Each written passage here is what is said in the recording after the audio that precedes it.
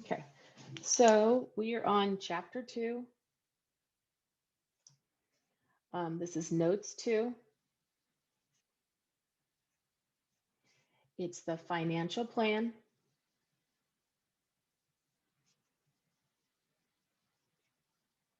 And we're going to be doing components 2 and 3.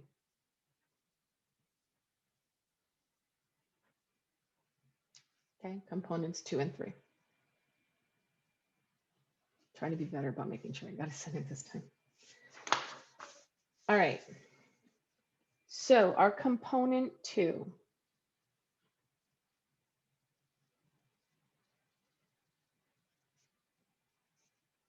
Component 2 is liquidity management. And we're going to be going over what that weird word liquidity means and how we're going to handle it. Okay. Liquidity management. So first we have to define liquidity when it comes to the financial plan is the availability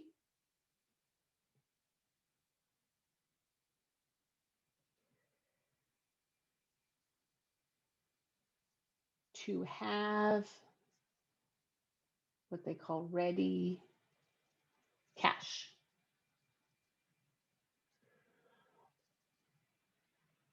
On hand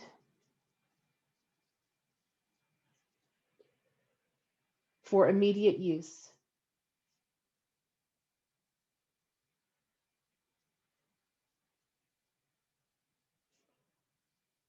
For your needs.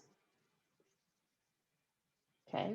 So when they say liquidity, they're talking about your physical cash. But now they're not talking about cash money always. They're talking about the equivalent of cash. So the money in your savings account that you can access through your debit card is still liquidity. Okay, still liquid. But some things in our lives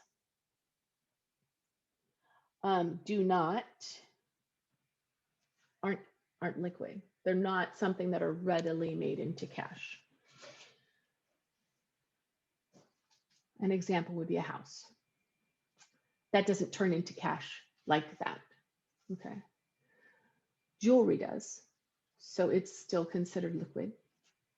But a car, no. It doesn't turn into cash right away easily. Okay. Now,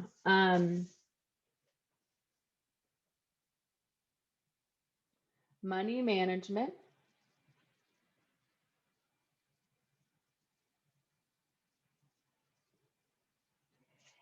And credit management.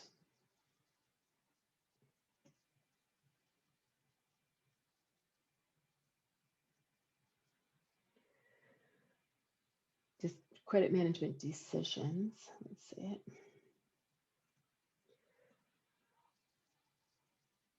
Are all involved in liquidity management.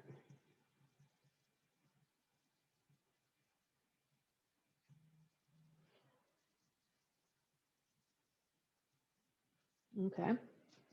So our decisions for use of our money, the cash, and our decisions about what credit we're going to take out or not take out,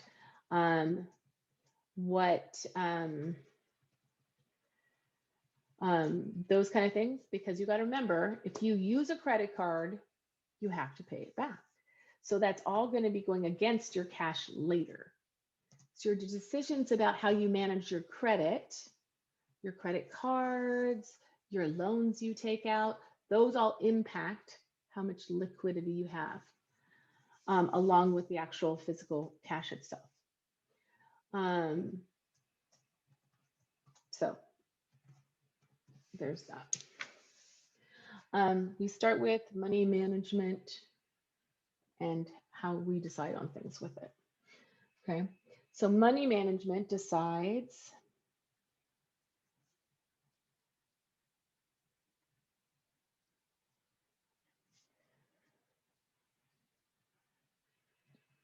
how much cash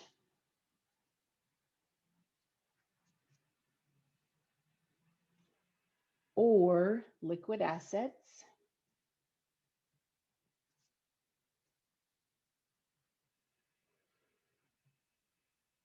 to keep available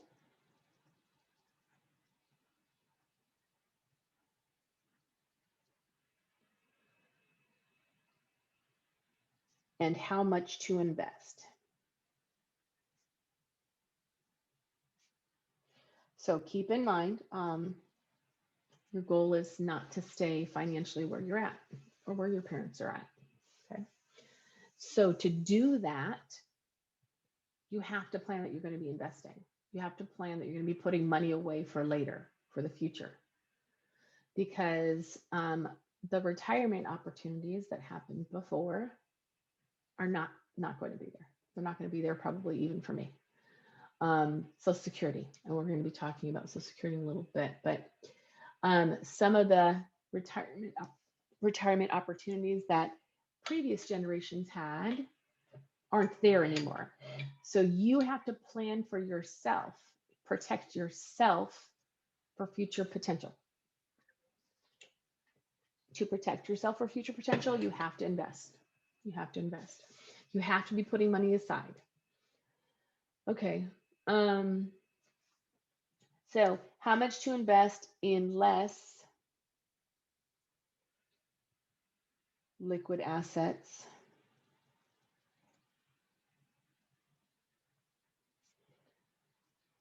Like a home. Okay, so remember what I said. There are some things in our life that we own that we could take somewhere, sell it quickly, and get cash.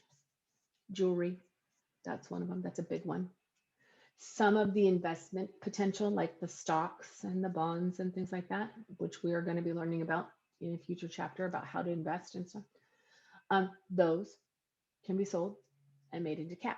So those are called liquid, when we can go ahead and take it somewhere and quickly turn it back into cash from what it is. And then there are some things in our lives that you can't turn it back into cash right away.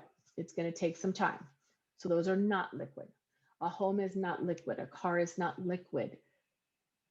Certificates of deposit, certain kinds of retirement accounts, certain kinds of investment accounts are not liquid because you can't access them right away. Okay. And the purpose of them not being accessed right away is so that they do save money for you, that you earn money off them, that they make money for you. You don't want everything to be liquid and easy to get to, because then the temptation to get to them and use it is there. Okay.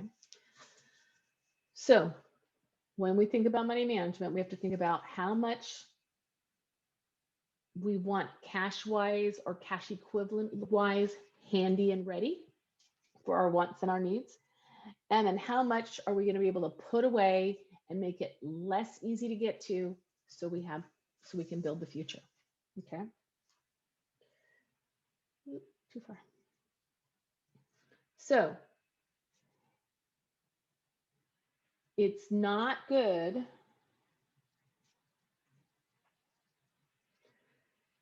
to have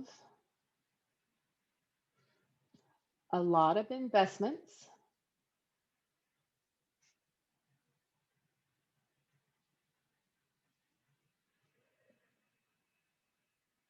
but very little cash,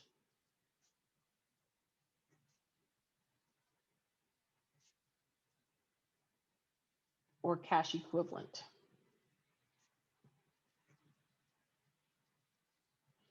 because then that leaves you struggling from paycheck to paycheck. Okay. Second thing, one way to deal with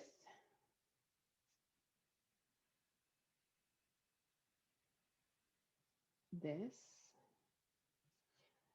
is to look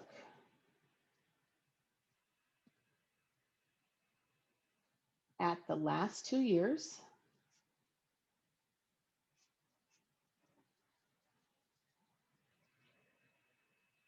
of needs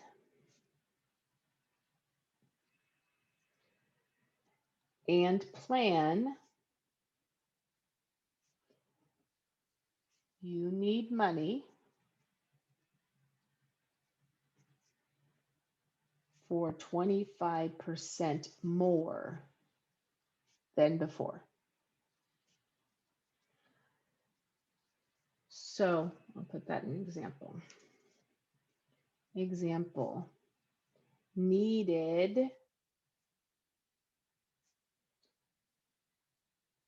$100 per month, right? So now have $125 per month available. And the reason for that is we know that over time costs go up. So you look back for the last 2 years, you add up and see, okay, I needed $100 a month for groceries for the last 2 years. I'm going to make sure I have $125 a month available now, because prices of things go up, life gets more expensive, right? Okay, so that's the money management side. Now we're going to see about the credit decision side, okay? Credit management decisions. Credit management involves, I can spell, involves decisions about getting and using credit.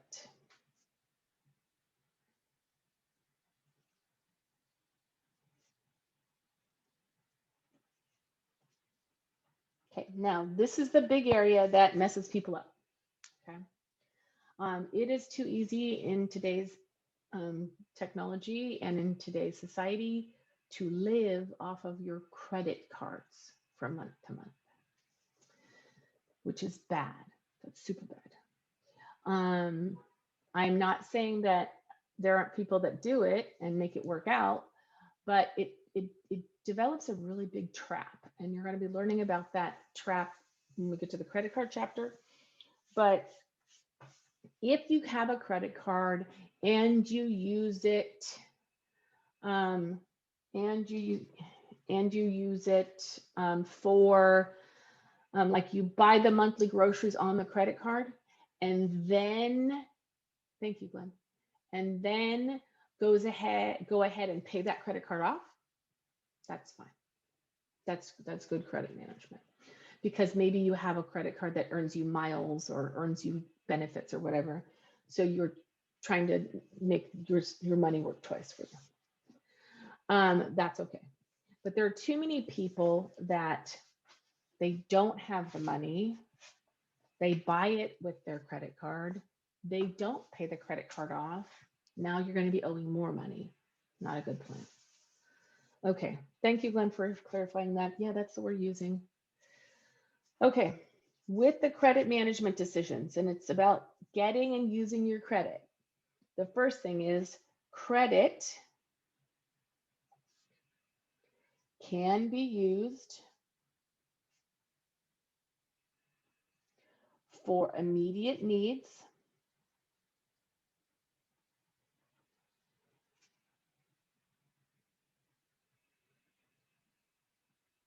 only if you pay it off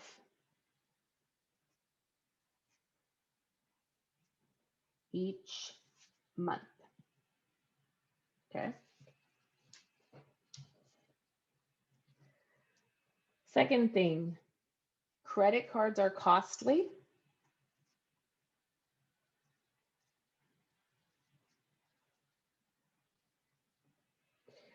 because of high interest rates,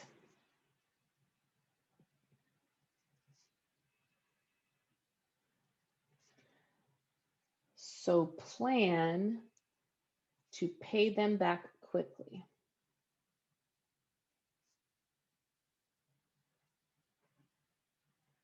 So I'm not saying that, you maybe don't let it sit out there for a month or so, but If you're looking at buying a big ticket item, say a new computer system, which we know can be, if you do a good system and everything, we know it's, almost $2,000 for that.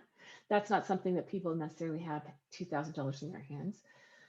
Sometimes, but not always. They might have part of it, so they pay for part of it with cash, or they're custom building something, so they get it through a system and they use their card to earn the points. They use the cash they had to pay down the card, and then what's left, you want to get paid off in 2-3 months tops, because they're charging you interest for the money that you still have with them, the money you still owe them. Okay, so that was component 2. Okay, now we're going to look at component 3. Okay, component 3 is plan for financing. Okay, plan for financing. Plan for financing. Yes, we're going to be talking about credit card debts later. Yeah, and things like that, and about picking a good bank, and about buying a car and buying a house and that kind of stuff. We're going to be getting into those chapters now. So planning for financing, because there are things in your life, there are things in life that are going to be done with a loan.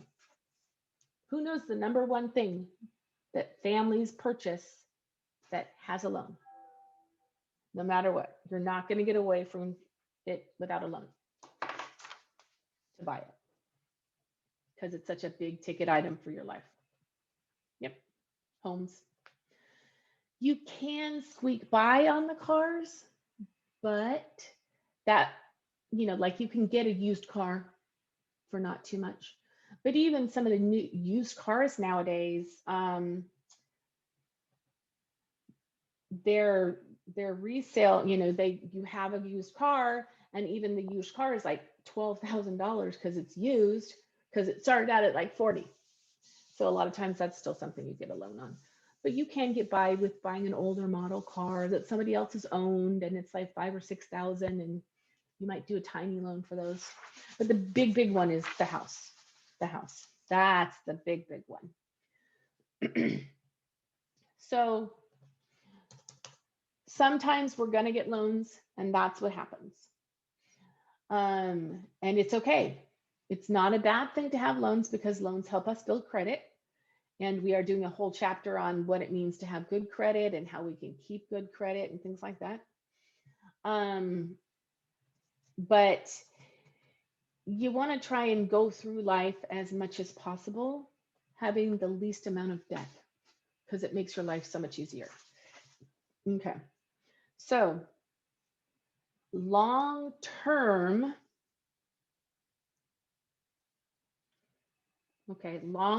financing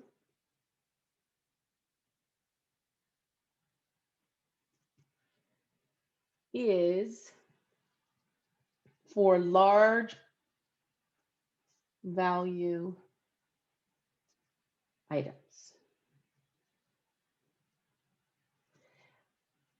like the home or the car, because it's very rare that you have all the money you need for both of those. You might have a big chunk, but you very rarely have it all. Okay. You need to plan ahead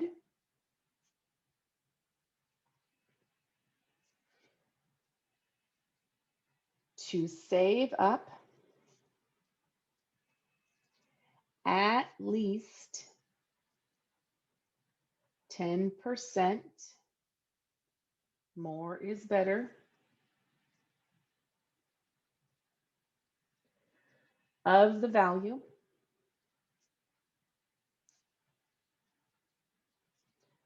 of the item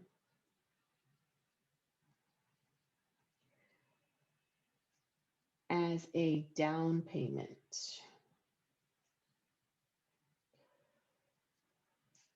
which is an upfront cost. Very few places are you going to let you walk away with your item if you don't give them at least 10% down, because they want to make sure that they got something, that they've gotten something. Okay. Part B, finance, which means get a loan.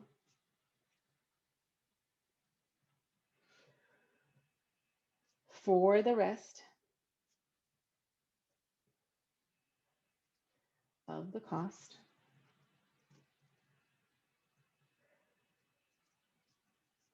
to be paid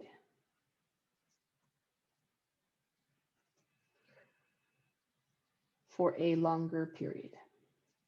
So remember, when we're talking about credit, there's like different levels of credit. Okay. There's the credit card, which you're paying each month. You're paying off each month.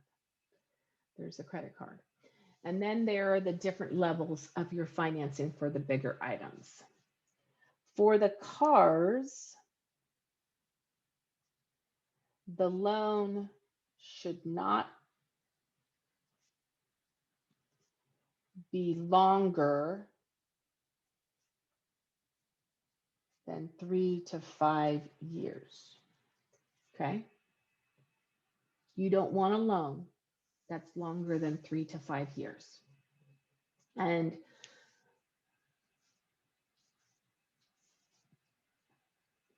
that's because, actually cars don't go up in value, they go down in value. So if your loan is longer than 3 to 5 years, you end up making it so that even by selling it to somebody who sees the value, you might not be making enough money to pay off your loan. Okay. So when you buy a car, new car, brand new car, and you drive it off the lot as the owner, as soon as all 4 tires hit the street, your car is dropped by 20% of its value. Because that's how cars work. They depreciate. They get less in value. Now, yes, there are cars that over time, they've become classics and they've gone back up in value, but the average everyday car is not that. The average everyday car is not that. Those are very rare cars, okay, that are classics and are collectibles and stuff. So for the most part, cars go down in value the longer you have them. So you don't want the loan for too long, because then it'll go down so far in value that even if you sold it, you would not be able to pay the loan back all the way. Okay. For homes, your loan should be,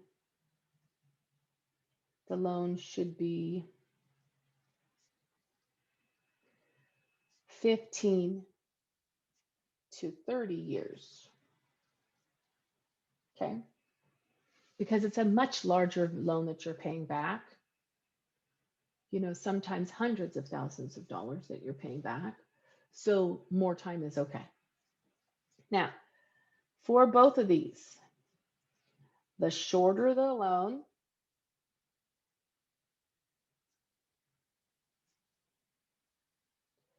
the better the interest rate.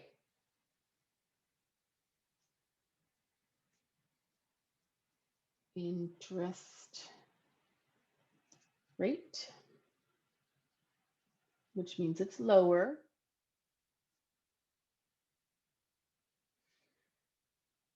And the less you owe in financing. So when you're looking at your loans, and a lot of times they'll give you loan options, blah, blah, blah. When you're looking at your loans, you want to find the payment that's the maximum you can comfortably afford, not the minimum. So for example, say you're getting a $100,000 home and they gave you the option of, and I'll put that on here, $100,000 home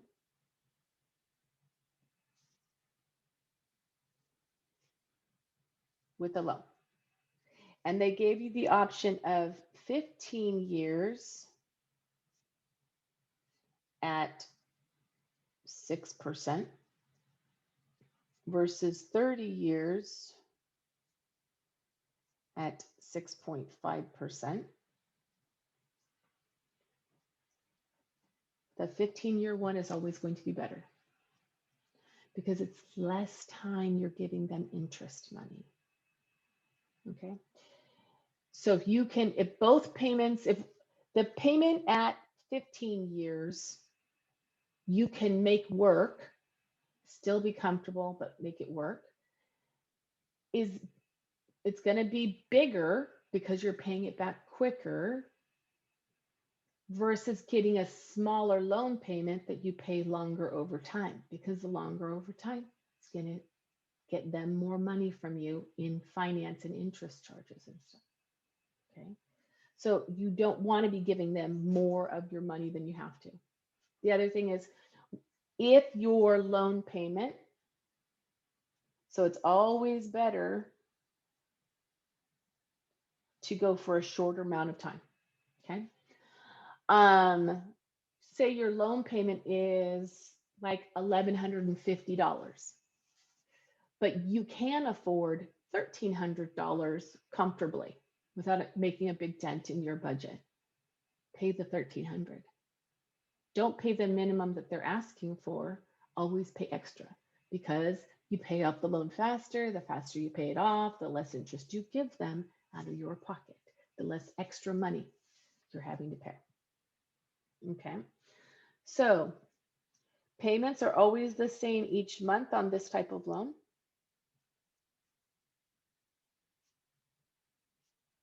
Okay. Credit cards, the payment changes from month to month depending on what you got, how much you still owe. The loans for the cars and loans for the houses and stuff like that, the big ticket loans, are the same each month.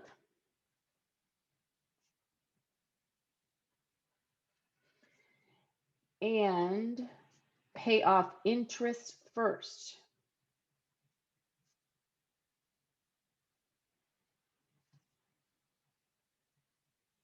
Before paying any of the loan off, any of the principal.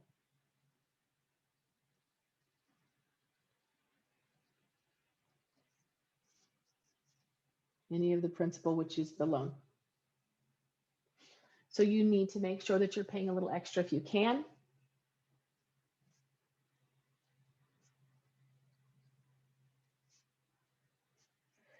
Because then that extra starts paying your loan back faster. Okay. I do know people in their lives that they are always 3 loan payments ahead, 4 loan payments ahead. They got in the habit of paying an extra loan payment every year, and they got themselves 3 and 4 loan payments ahead. And the reason why they did that is because they knew that times would be tough sometimes. Their income might be changing and stuff. They are an older couple, so they were worried that, you know, should something happen to them and their children have to sell off the house and stuff, they wanted them to have the space and the comfort to not have to rush.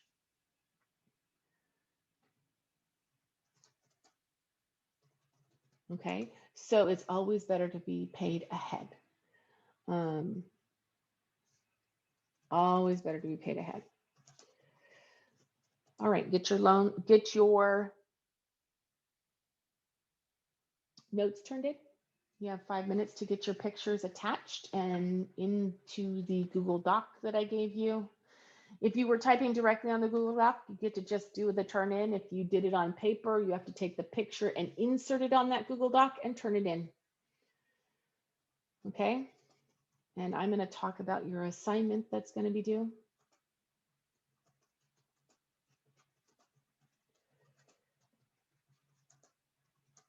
When are all your assignments due now?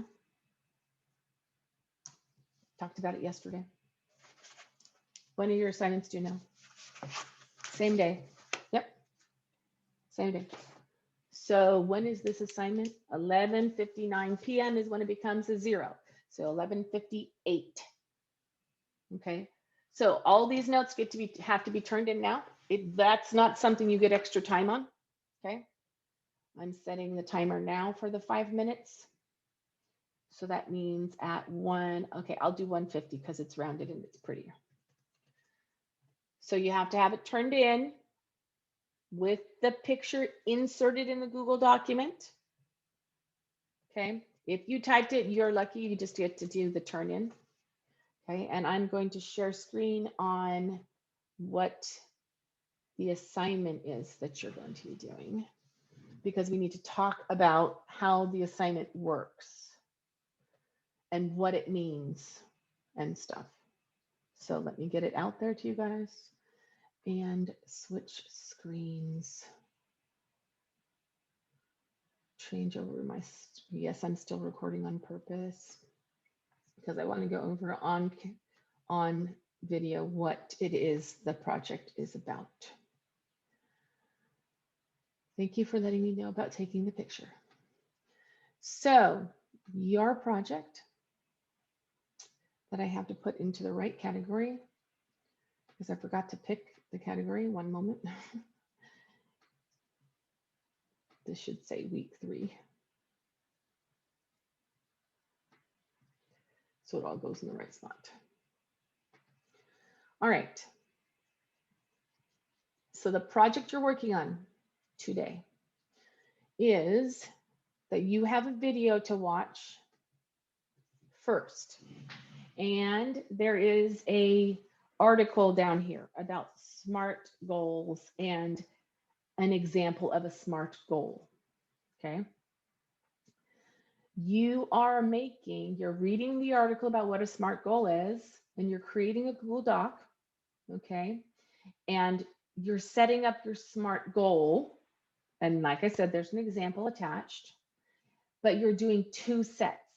Okay. You're going to be creating your 2 of your own, 2 different SMART goals of your own, SMART financial goals.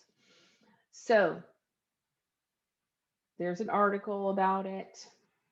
There's another article. I think he said that there was a video, but no, there are articles. And then there's an example of a SMART goal.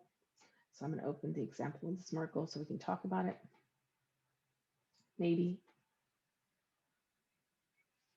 If it decides to cooperate. Sometimes they don't. Let me save that and go back to the other link. Okay. So a SMART goal has to be specific. You state exactly what the money goal is. For example, I have recently had the floors in my house done. Okay. So my SMART goal would have been replace the flooring in my home. Okay.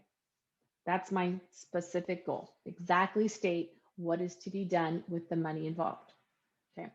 Measurable would be how much is that going to cost? So the flooring replacement in my home is going to cost about $12,000. Okay. Third piece is attainable. You're creating a step-by-step plan outlining exactly how the goal can be reached. So I can reach this goal by setting aside $100 a month and from my paycheck and taking out some of the equity in my house on my mortgage. Okay. Realistic is you're thinking about what the trade-offs are going to be and the opportunity costs. And last chapter, we talked about opportunity costs because obviously, if I'm putting the $100 away towards the flooring, that's $100 I can't use for something else. Okay. So you have to think about the trade-offs. By setting aside this $100 a month for my flooring, I will not be able to go ahead and eat out with my family until I've saved up enough money. Okay. And then time bound is specifically tell when you're going to be reaching the goal. I intend to reach my goal of replacing the flooring in my home by March of 2021. Okay. So you're being specific, and it's a goal you are trying to reach. So you need to start thinking about financial things you want to have happening and start planning for them. You have two separate goals you have to make. Two separate goals. Okay. Yes, you use that format. You have the S on the side and you specifically spell it out. You have the M on the side and you specifically spell it out. You're using detailed sentences. Okay. Are there questions about the activity that you have to get done before the end of today?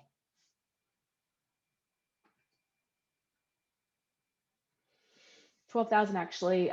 It was just under 13. We already got it done. But that actually, I heard that it was actually a good deal. So I don't know. It sounds like a lot of money too. Okay, so I ask again, do you have questions about what you have to be accomplishing for the SMART goal?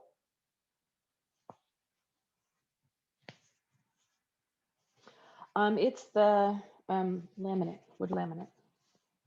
Well, actually, it's not really wood. It looks like wood,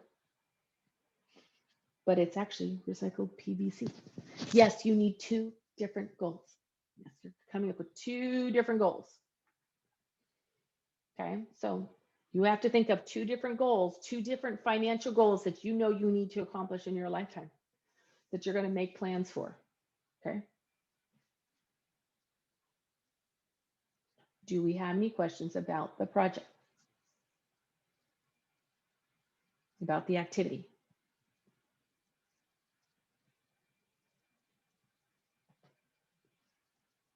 Do we have any questions? Last chance. Okay, so I'm going to stop the recording.